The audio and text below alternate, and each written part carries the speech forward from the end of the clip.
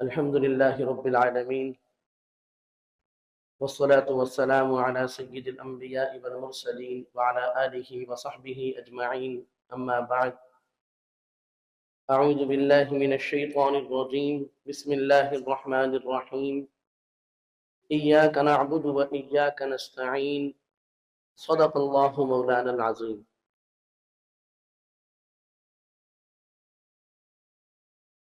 آج کے درس میں سورۃ الفاتحہ کی ایک آیت ہم پڑھیں گے جس کا ترجمہ یہ ہے کہ ہم آپ ہی کی عبادت کرتے ہیں اور آپ ہی سے مدد چاہتے ہیں. یہ سورۃ الفاتحہ کا انتہائی اہم عنوان ہے اور اس آیت کو سمجھنے کے لیے چند باتیں عرض کرنا چاہتا ہوں. پہلی بات یہ ہے کہ یہ جتنی بھی آیات آپ نے اب تک پڑھی ہیں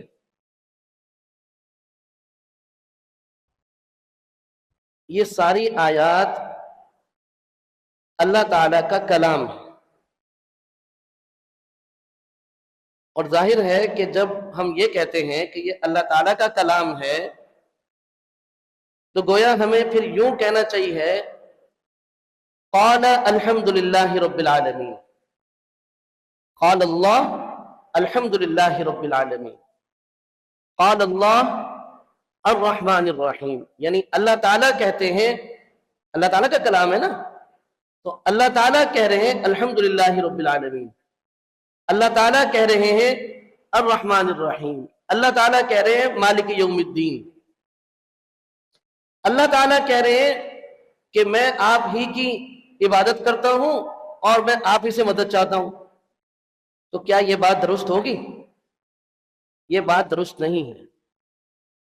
اس لیے یاد رکھیں کہ یہ بے شک اللہ تعالیٰ کا کلام ہے، لیکن اللہ تعالیٰ اپنے اس کلام سے ہمیں تعلیم اور تلقین فرما رہے ہیں. جیسے ہم کسی کو کوئی بات سکھاتے ہیں کہ بیٹا قولو، قل، آپ کہو یا آپ سب کہو، الف با تا، یہ بات تو ٹھیک ہے. تو اس لیے یہ بات سمجھیں کہ یہاں پر اللہ تعالیٰ نے ہمیں یوں کہا ہے قولو الحمدللہ رب العالمین. تو ان تمام آیات سے پہلے جو صیغہ امر ہے وہ مقدر ہے. قولو الحمدللہ رب العالمین، یعنی اللہ تعالیٰ ہمیں یہ کہہ رہے ہیں کہ تم سب کہو الحمدللہ رب العالمین. اللہ تعالیٰ ہمیں تعلیم فرما رہے ہیں، ہمیں تلقین فرما رہے ہیں. قولو الحمدللہ رب العالمین، قولو الرحمن الرحیم، قولو مالک یوم الدین، قولو ایاک نعبد و ایاک نستعین. اب بات بالکل ٹھیک ہے کہ اللہ تعالیٰ نے یہ باتیں فرمائی تو ہیں، لیکن یہ باتیں اللہ تعالیٰ نے ہمیں سکھانے کے لیے فرمائی ہیں.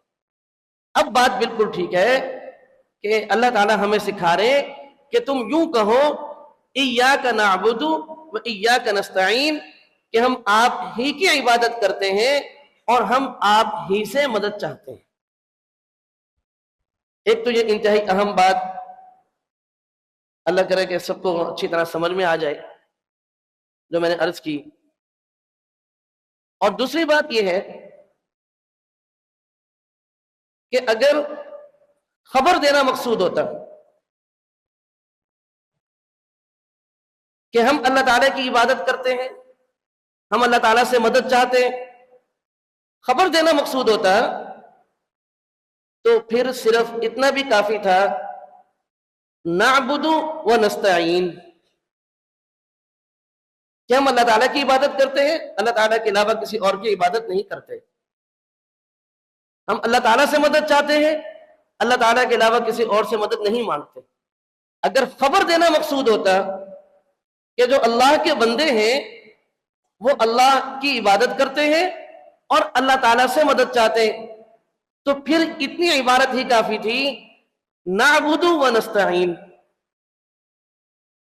لیکن پوری آیت کیا ہے؟ ایاک نعبد و ایاک نستعین۔ کیوں؟ اس لیے کہ اللہ رب العزت یہاں پر دو چیزیں پیدا فرمانا چاہتے ہیں، دو چیزوں کی ہمیں تعلیم اور تلقین فرمانا چاہتے ہیں۔ وہ دو چیزیں کون سی ہیں؟ کہ تم یہ نہ بتاؤ کہ ہم اللہ تعالیٰ کی عبادت کرتے ہیں، اللہ تعالیٰ سے مدد مانگتے ہیں، بلکہ تم یہ بتاؤ کہ ہم اللہ تعالیٰ ہی کی عبادت کرتے ہیں، اللہ تعالیٰ کے علاوہ کسی اور کی عبادت نہیں کرتے۔ ہم اللہ ہی سے مدد چاہتے ہیں، اللہ کے علاوہ کسی اور سے ہم مدد نہیں مانگتے۔ اے اللہ، ایاک، کاف ضمیر بتا رہی ہے کہ اے اللہ، ہم آپ ہی کی عبادت کرتے ہیں اور ہم آپ ہی سے مدد چاہتے ہیں۔ تو حصر پیدا کرنے کے لیے اور اختصاص یعنی تخصیص پیدا کرنے کے لیے، اس کو ذرا اچھی طرح سمجھیں، میں آسان مثال سے بھی سمجھاتا ہوں۔ حصر پیدا کرنے کے لیے اور اختصاص یعنی تخصیص پیدا کرنے کے لیے ایاک کا لفظ دونوں جگہ پر آیا۔ ایاک نعبد، حالانکہ آپ کو معلوم ہے کہ عطف کے ذریعے سے بھی صرف پہلا ایاک بھی کافی تھا، ایاک نعبد و نستعین یہ بھی کافی تھا، لیکن چونکہ بات عقیدے سے متعلق ہے اس لیے اللہ رب العزت نے دونوں جگہ دونوں جو مفہوم ہے، عبادت اور استعانت، دونوں میں اللہ تعالیٰ نے ایاک کا لفظ مستقل طور پر لائے کہ یوں کہو ایاک نعبد و ایاک نستعین، کہ ہم آپ ہی کی عبادت کرتے ہیں اور ہم آپ ہی سے مدد چاہتے ہیں۔ اور یہ حصر کیسے پیدا ہوا جو ترجمے کے اندر ہم کر رہے ہیں؟ وہ اس طرح پیدا ہوا کہ ایاک کا جو لفظ ہے یہ فعل اور فاعل پر مقدم ہے، اور جن طلباء اکرام نے عربی پڑھ لی ہے وہ سمجھتے ہیں اس بات کو کہ عربی گرامر میں حصر اور اختصاص پیدا کرنے کے لیے، حصر پیدا کرنے کے لیے بہت ساری صورتیں ہیں، بہت ساری ترکیبیں ہیں۔ ایک صورت اور ایک ترکیب اس کی یہ ہے کہ فعل اور فاعل پر مفعول کو مقدم کر دیا جائے۔ جب فعل اور فاعل پر مفعول مقدم ہوتا ہے تو ترجمے کے اندر حصر آ جاتا ہے۔ تو یہاں مفعول بھی ایاک یہ مقدم ہے فعل اور فاعل پر۔ تو اب بات سمجھیں، ایاک نعبد و ایاک نستعین، کہ ہم آپ ہی کی عبادت کرتے ہیں، ہم آپ ہی سے مدد چاہتے ہیں۔ اور یہ جو میں نے ترجمہ کیا، جیسے عربی کے حوالے سے میں نے آپ کو بتایا کہ عربی گرامر میں اختصاص پیدا کرنے کے لیے مفعول کو مقدم کیا جاتا ہے، تو اردو میں جب اس کا ترجمہ کرتے ہیں تو وہ ترجمہ ہی سے کرتے ہیں، جیسے ابھی میں نے کیا۔ توجہ ہے نا بھائی، کہ ایاک نعبد و ایاک نستعین، کہ ہم آپ ہی کی عبادت کرتے ہیں۔ یہ ہی جو ہے عربی اردو زبان میں حصر کے لیے آتا ہے کہ ہم آپ ہی کی عبادت کرتے ہیں اور آپ ہی سے مدد چاہتے ہیں۔ مستقل طور پر دونوں چیزیں، عبادت اور استعانت، دونوں عقیدوں سے متعلق جب بتایا تو ایاک کا اس کو اس ترکیب پر اللہ تعالیٰ لائے کہ اس میں حصر پیدا ہو۔ ایاک نعبد و ایاک نستعین، کہ ہم آپ ہی کی عبادت کرتے ہیں اور آپ ہی سے مدد چاہتے ہیں۔ اس کو اردو مثال میں آپ یہ سمجھیں تاکہ بات آسان ہو جائے ان ساتھیوں کے لیے بھی جنہوں نے عربی نہیں پڑھی، کہ جس طرح کوئی آدمی کسی سے یہ کہے کہ میں آپ ہی سے محبت کرتا ہوں، اس کا مقصد کیا ہے؟ اس کا مطلب یہ ہے کہ مجھے آپ کے علاوہ کسی سے محبت نہیں ہے، بس آپ ہی سے محبت ہے۔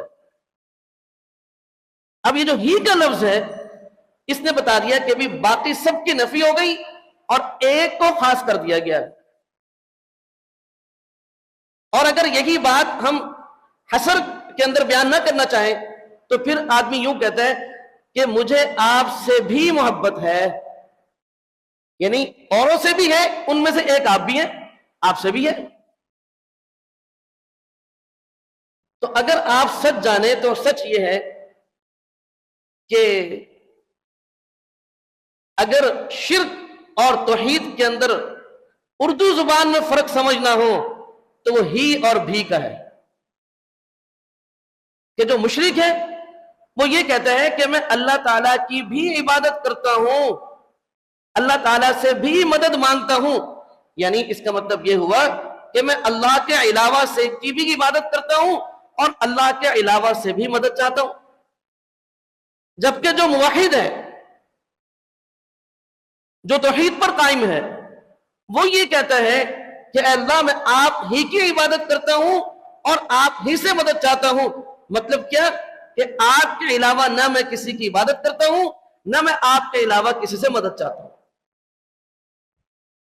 قرآن کریم میں سورۃ النور کے اندر، ابھی وہ موقع نہیں ہے کہ اس آیت کی میں تفصیل عرض کروں، میں اسی موقع پر عرض کروں گا، صرف ایک مثال دینا چاہ رہا ہوں کہ زناکار مرد اور زناکار عورت، ان کو تشبیہ دی گئی ہے مشرک اور مشرکہ سے، اس لیے کہ جو نعوذ باللہ مرد یا عورت زنا کی خباثت میں ملوث ہونا پسند کرتا ہے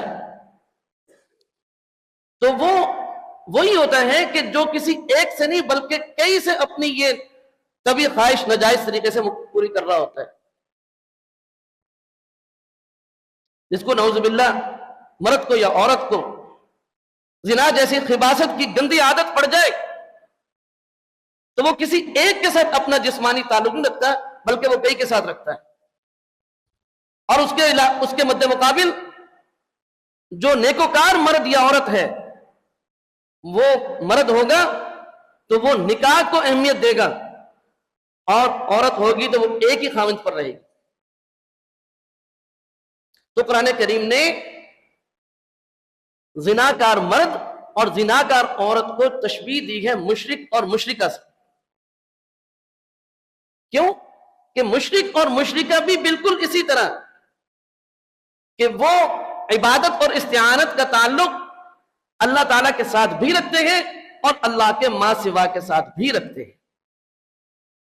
تو خلاصہ یہ ہے کہ ایاک نعبد و ایاک نستعین، اس میں حصر اور اختصاص پیدا کیا گیا کہ اے اللہ ہم آپ ہی کی عبادت کرتے ہیں اور آپ ہی سے مدد چاہتے ہیں، ہم آپ کے علاوہ نہ کسی کی عبادت کرتے ہیں اور نہ آپ کے علاوہ ہم کسی سے مدد چاہتے ہیں۔ یہ بات ہمیں کیوں سکھائی گئی؟ توجہ سے سنیے گا کہ یہ بات ہمیں کیوں سکھائی گئی۔ حالانکہ یہ ایک ایسی بات ہے کہ جو اعلان جنگ ہے، یہ اعلان جنگ ہے۔ میری بات بہت توجہ سے سنیے گا، یہ کیا ہے؟ یہ اعلان جنگ ہے کہ رسول کریم صلی اللہ علیہ وسلم اس سرزمین پر پیدا ہوئے جو شرک کا مرکز تھا، مکہ مکرمہ، کہ بیت اللہ العظیم جیسی اللہ تعالیٰ کی توحید پر مبنی جو عبادت گاہ ہے، وہاں پر 360 بت تھے۔ اب رسول کریم صلی اللہ علیہ وسلم اسی سرزمین پر پیدا ہوئے، آپ علیہ السلام اس سرزمین میں یہ بات فرما رہے ہیں کہ جتنے بھی لوگ یہاں پر ہیں یہ سب عبادت کر رہے ہیں، اللہ کی بھی کرتے ہیں اور غیر اللہ کی بھی کرتے ہیں۔ اب وہاں پر آپ اکیلے کھڑے ہو کر یہ بات فرما رہے ہیں کہ صرف اللہ کی عبادت کرنی ہے، اللہ کے علاوہ کسی کی عبادت نہیں کرنی، صرف اللہ سے مدد چاہنی ہے، اللہ کے علاوہ کسی سے مدد نہیں چاہنی، وہاں پر آپ یہ بات فرما رہے ہیں، تمام مشرکین آپ کے مخالف ہو گئے، اور ان مشرکین نے کہا کہ ہم تو اتفاق اور اتحاد سے رہ رہے تھے، آپ نے ایک ایسی چیز کی دعوت دی کہ جس کی بنیاد پر اولاد اور ماں باپ میں اختلاف ہوا، بیوی اور شوہر میں اختلاف ہوا، دوست اور دشمن دو الگ الگ طبقات بن گئے۔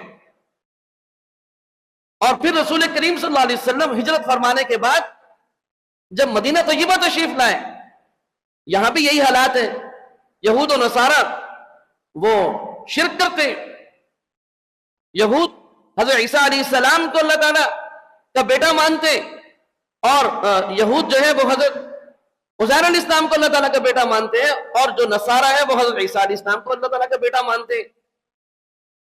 تو ادھر بھی شرک ادھر بھی شرک، طائف میں آپ گئے، حبشہ میں معاملات آئے، تو پوری دنیا شرک پر چل رہی ہے، اور جناب رسول کریم صلی اللہ علیہ وسلم تنہا توحید کی دعوت لے کر اٹھیں گے، تو ظاہر ہے آپ کی یہ دعوت اس نے پوری دنیا کے اندر لڑائی پیدا کر دی۔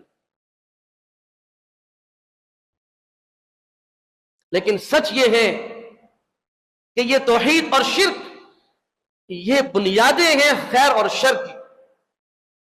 پوری دنیا میں شرک تھا تو شر بھی تھا، اور جب توحید کی بات آئی اور توحید کا نفاذ ہوا تو آپ دیکھ رہے ہیں کہ توحید عام ہوئی تو خیر بھی عام ہو، اس لیے کہ خیر کا منبع توحید ہے اور شر کا منبع شرک ہے۔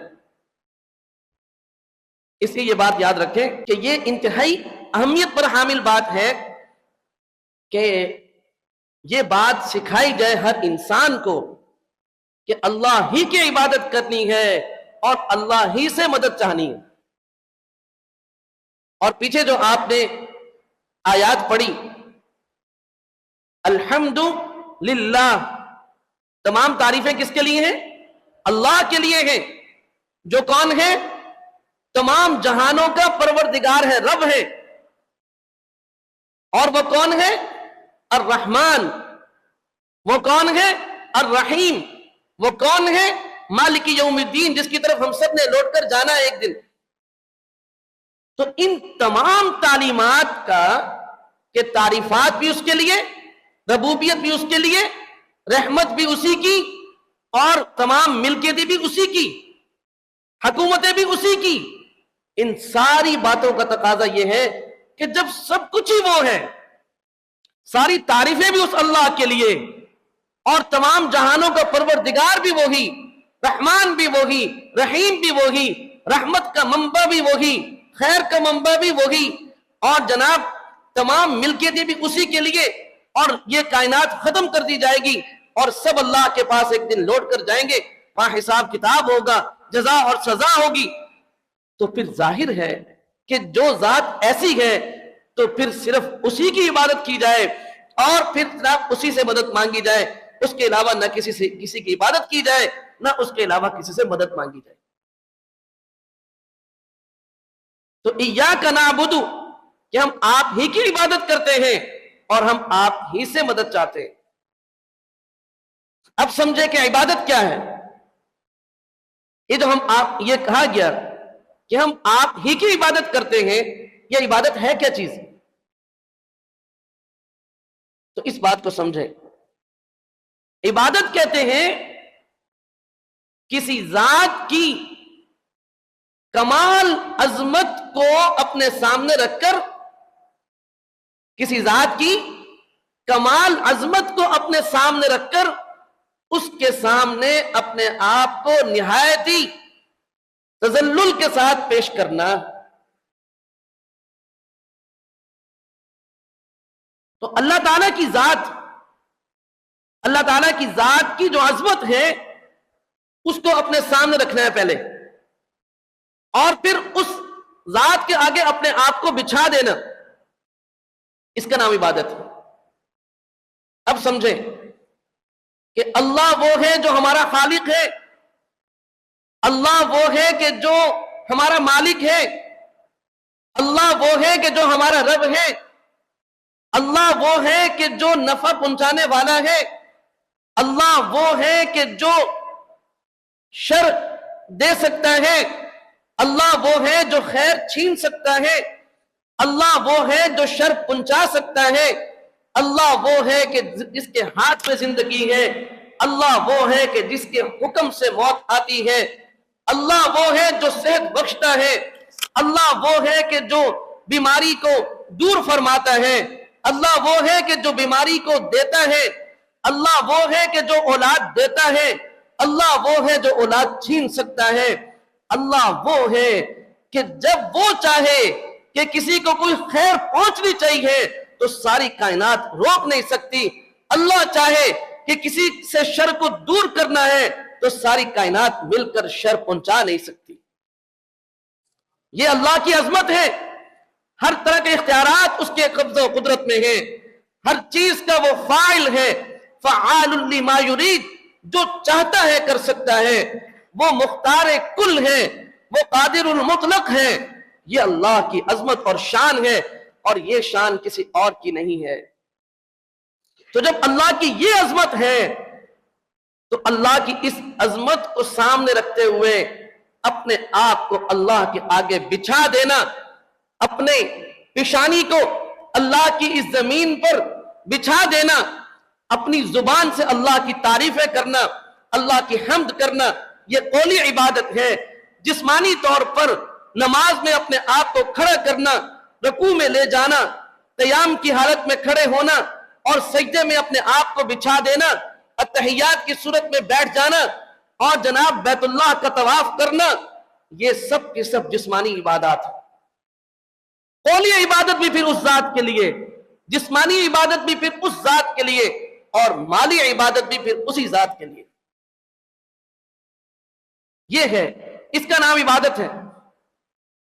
اور اگر کوئی شخص کسی اور کو، کسی پیر کو، کسی فقیر کو اور کسی نام نہاد درویش کو، اور وہ کسی نبی کو، کسی ولی کو، اگر کوئی شخص ان صفات کے ساتھ اس کے آگے جھکتا ہے، وہ یہ سمجھتا ہے کہ یہ میرا پیر، یہ اگر چاہے گا تو میری جو بنی ہوئی ہے وہ بگڑ جائے گی، میرا پیر چاہے گا تو میری بگڑی بن جائے گی۔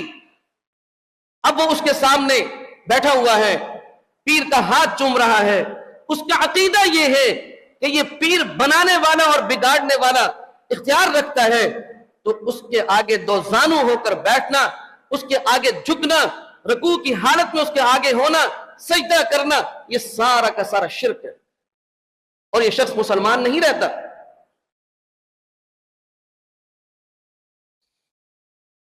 یہ بڑی اہم بات ہے۔ ہاں، اگر کوئی شخص یہ سمجھتا ہے کہ یہ پیر اللہ کے مقابلے میں اگر اللہ چاہے کہ بگڑ جائے تو پیر بنا نہیں سکتا، اللہ چاہے کہ بن جائے پیر بگاڑ نہیں سکتا، اور پھر وہ اس کے سامنے بیٹھا ہوا ہے، پیر صاحب کی تعریف کر رہا ہے، ان کے لیے ہدایہ پیش کر رہا ہے، تو یہ کوئی شرک نہیں ہے۔ یہ فرق کہاں سے آئے گا؟ یہ فرق عقیدے سے آئے گا۔ اس لیے یہ بات میں بار بار سمجھاتا ہوں۔ اب بہت سارے لوگ وہ پیروں کو سجدہ کرتے، قبروں کو سجدہ کرتے، فقیروں کے سامنے جھکتے، اور پہلے زمانے میں قرآن و حدیث ہمیں بتاتا ہے کہ بہت سارے لوگوں نے اللہ کے نبیوں کی جو قبور ہیں ان کو عبادت گاہ کے طور پر بنا لیا، ان کو سجدے کرنے لگ گئے۔ تو اب یہ شرک ہے یا نہیں، یہ پتہ چلے گا عقیدے سے، کہ جو پیر کے آگے جھکنے والا ہے، جو پیر کے آگے رکوع کی حالت میں کھڑا ہے، پیر کے آگے ہاتھ باندھ کر کھڑا ہے یا اس کو سجدہ کر رہا ہے، اس کا عقیدہ کیا ہے؟ اگر اس کا عقیدہ ہے کہ بنانے بگاڑنے والا جو اختیار ہے وہ اس کے پاس ہے، اگر اس کا عقیدہ ہے کہ اولاد دینا یا نہ دینا اس پیر کے ہاتھ میں ہے، صحت دینا یا صحت بگاڑنا یہ اس پیر کے ہاتھ میں ہے، اگر اس عقیدے کے ساتھ کوئی کسی پیر کو، فقیر کو، کسی درگاہ میں جا کر کسی قبر کو سجدہ کر رہا ہے تو یہ سارا کا سارا عمل شرک ہے۔ اور اگر کوئی شخص عقیدہ یہ نہیں رکھتا محض عظمت کی بنیاد پر کہ میرے پیر صاحب بڑے کمال والے ہیں، بڑی صفات والے ہیں، بڑے اللہ والے ہیں، اور وہ محض ان کی عظمت کی بنیاد پر عقیدہ اس کا درست ہے، اگر وہ ان کے سامنے جھک رہا ہے، سجدہ تک کر رہا ہے، لیکن عقیدہ اس کا درست ہے، تو اس کا یہ فعل جو ہے، یہ فعل تو اس کا حرام ہے، لیکن وہ مشرک نہیں ہوگا۔ کرنے والے کا جو عمل ہے، جو کرنے والا ہے عامل، اس سے پوچھا جائے گا کہ آپ کا عقیدہ کیا ہے۔ اگر اس کا عقیدہ اپنے پیر فقیر سے متعلق وہی ہے جو خدا تعالیٰ سے متعلق ہونا چاہیے، تو اس کے یہ سارے اعمال شرک کہلائیں گے، اور اگر اس کی یہ سارے اعمال کی بنیاد کے پیچھے جو عقیدہ ہے وہ ٹھیک ہے، تو پھر یہ فعل تو حرام ہے، یہ سجدہ تعظیمی کہلاتا ہے، یہ ہے حرام، جائز یہ بھی نہیں ہے، لیکن یہ فاسق اور فاجر تو ہوگا، لیکن اس کو ہم مشرک اور کافر نہیں کہیں گے۔ یہ بڑی اہم بات میں نے آپ کے سامنے عرض کی۔ تو ایاک نعبد و ایاک نستعین، کہ اللہ ہم آپ ہی کی عبادت کرتے ہیں، اس لیے کہ تمام اختیارات، تصرفات اور تمام چیزوں کا قبضہ اور قدرت وہ ساری آپ کے پاس ہے، اس لیے ہم آپ ہی کو سب کچھ سمجھ کر آپ کے سامنے اپنے آپ کو بچھاتے اور جھکاتے ہیں۔ تو یہ ہے مفہوم عبادت کا۔ اور وَإِيَّاكَ نَسْتَعِينُ، کہ آپ ہی سے مدد چاہتے ہیں۔ مقصد کیا ہے کہ اے اللہ ہم تمام اپنے معاملات کے اندر آپ سے مدد مانگتے ہیں، ہم نے آپ کی عبادت کرنی ہے، اس میں بھی ہم آپ کی مدد کے محتاج ہیں، ہم نے دین کا علم حاصل کرنا ہے، ہم حصول علم میں آپ کی مدد کے محتاج ہیں، ہم نے دین پر عمل کرنا ہے، ہم آپ کی مدد کے محتاج ہیں، ہم نے قرآن کریم حفظ کرنا ہے، ہم آپ کی مدد کے محتاج ہیں، ہم نے کوئی بھی کام کرنا ہے، کوئی بھی دنیا کا کام جو ہمارا تقاضے ہیں، ہمیں وہ چاہیے، یا اللہ آپ سے مدد چاہتے ہیں، آپ کی مدد کے بغیر ہمارے یہ کام نہیں ہو سکتے۔ اور یہ بہت بڑی حقیقت ہے کہ جو کچھ بھی میں اور آپ کر رہے ہیں، اور جو کچھ بھی میرے اور آپ کے کام ہو رہے ہیں، یہ سب اللہ تعالیٰ کی مدد سے ہو رہے ہیں۔ اگر اللہ تعالیٰ کی مدد نہ ہوتی تو میں آج یہ سبق نہ پڑھا سکتا، اللہ تعالیٰ کی مدد نہ ہوتی تو آپ آج یہ سبق پڑھ نہ سکتے۔ جو کچھ بھی ہو رہا ہے یہ اللہ تعالیٰ کی مدد سے ہو رہا ہے۔ ہاں، اگلی بات سمجھیں، اللہ تعالیٰ کی مدد کی صورتیں دو طرح کی ہیں۔ اللہ تعالیٰ کی مدد کی صورت ایک یہ ہے کہ بغیر اسباب کے اللہ تعالیٰ اپنی مدد کی صورت ظاہر فرما دیتے ہیں۔ کسی کو واسطہ نہیں بناتے، بغیر واسطے کے، بغیر کسی صورت کے اللہ تعالیٰ براہ راست اپنی مدد اپنے بندے کے ساتھ فرماتے ہیں۔ ایک صورت یہ ہے، اور دوسری صورت یہ ہے کہ اللہ رب العزت کوئی صورت ظاہر فرما دیتے ہیں اور کسی بندے کو واسطہ بنا دیتے ہیں۔ اور دنیا چونکہ دارالاسباب ہے، اس میں اللہ تعالیٰ کا یہی نظام چل رہا ہے کہ یہاں اللہ تعالیٰ کسی انسانی شکل میں، کسی انسانی صورت میں اپنی مدد کو ظاہر فرما دیتے ہیں۔ تو ہم اللہ تعالیٰ سے مدد مانگتے کہ اللہ ہم آپ سے اپنے کام میں مدد چاہتے، تو اللہ تعالیٰ کسی انسان کے دل میں وہ بات ڈال دیتے ہیں اور وہ کام اس بندے کا ہو جاتا ہے۔ کوئی اور صورت اللہ پاک اس کی ظاہر فرما دیتے ہیں کہ کوئی صورت، کوئی شکل اس دنیا کے اندر اسباب کے درجے میں بن جاتی ہے، ہوتی وہ اللہ کی مدد ہی ہے، اور اس بندے کا، اس انسان کا اللہ تعالیٰ سے مدد مانگنا یوں ظاہر ہو جاتا ہے کہ اللہ پاک کوئی ظاہری صورت بنا کر وہ اس کام کو کر دیتے ہیں۔ اب بتاؤ، ہمارے ماں باپ نے ہماری پرورش کی، ہمیں کھلایا پلایا، ہماری تعلیم، ہماری تربیت، ہماری ضروریات کو پورا کیا، والدین کس نے عطا فرمائے؟ اللہ نے عطا فرمائے۔ اب ہمارے یہ سارے کام ہوئے اللہ کی مدد سے اور صورت اس کی بنی والدین. اب یہ تمام مدارس آپ کے سامنے چل رہے ہیں. اب یہ اللہ کی مدد سے چل رہے ہیں یا اللہ تعالیٰ کی مدد کے بغیر چل رہے ہیں؟ اللہ تعالیٰ کی مدد سے چل رہے ہیں. لیکن مدد کی صورت کیا ہے؟ وہ اللہ کے پیارے بندے معاونین مخیرین کہ جن کی صورت میں اللہ تعالیٰ کی مدد آ رہی ہے. ہم اللہ سے مانگتے ہیں. ابھی پرسوں کی بات ہے, آپ طلباء اکرام کی ایک انتہائی ضرورت جو آپ کے سامنے آ جائے گی, ابھی میں بیان نہیں کر سکتا. میں عصر کی نماز پڑھ کے میری طبیعت خراب, اور میں نے اللہ تعالیٰ سے مانگا. میں نے کہا یا اللہ, ہمارے طلباء کو یہ چیز ضرورت ہے, آپ اس کی کچھ صورت ظاہر فرما دیں. 2 منٹ کے بعد, صرف 2 منٹ کے بعد ایک شخص کا فون آتا ہے اور مجھے فون کر کے کہنے لگے کہ بھائی ہم چاہتے ہیں کہ مدرسے کے اندر یہ کام کروائیں. اب میں نے ان کو کال نہیں کی, میں نے اللہ سے مانگا, لیکن اللہ تعالیٰ نے اپنی مدد کی صورت یوں ظاہر فرمائی کہ انسانوں کے قلوب اللہ کے قبضہ اور اللہ کی مٹھی میں ہیں. اللہ نے اس بندے کے دل میں ڈالا, اس بندے نے مجھے کال کی, اور وہ کام انشاءاللہ ہو جائے گا, آپ کے سامنے آ جائے گا. چند دنوں میں ہی آپ کے سامنے آ جائے گا, پھر میں دوبارہ یاد دلاؤں گا انشاءاللہ. تو بھائی بات یہ ہے کہ صورت کوئی بنا دیتے ہیں اللہ, لیکن مدد اللہ ہی کرتے ہیں. اب بہت سارے لوگ جو یہ کہتے ہیں کہ ہم اللہ کے رسول سے مدد کیوں نہیں مانگ سکتے, ہم کسی صحابی سے کسی ولی سے مدد کیوں نہیں مانگ سکتے. بھائی تمام نبیوں کو بھی یہی سبق ہے کہ اللہ سے مانگو, اور وہ یہی سبق امت کو پڑھانے کے لیے آئے. تمام صحابہ کو, تمام ولیوں کو یہی سبق ہے کہ اللہ سے مانگو, اور ہم براہ راست نعوذ باللہ ان سے مانگنے لگ گئے. ان کی مدد بھی اللہ نے کی, اور ہماری مدد بھی اللہ ہی کریں گے. وہ اللہ کی مدد کے محتاج تھے, ہماری کیا مدد کریں گے؟ پھر وہ مثال دیتے کہ جی آپ جب کھیتی چلاتے ہیں, کھیتی میں ہل چلاتے ہیں آپ, تو آپ بیلوں سے مدد لیتے ہیں. بیلوں سے کیا کرتے ہیں؟ تو بیل سے مدد لینا جائز ہے, اور اللہ کے رسول سے مدد مانگنا ناجائز ہے. انا للہ و انا الیہ راجعون.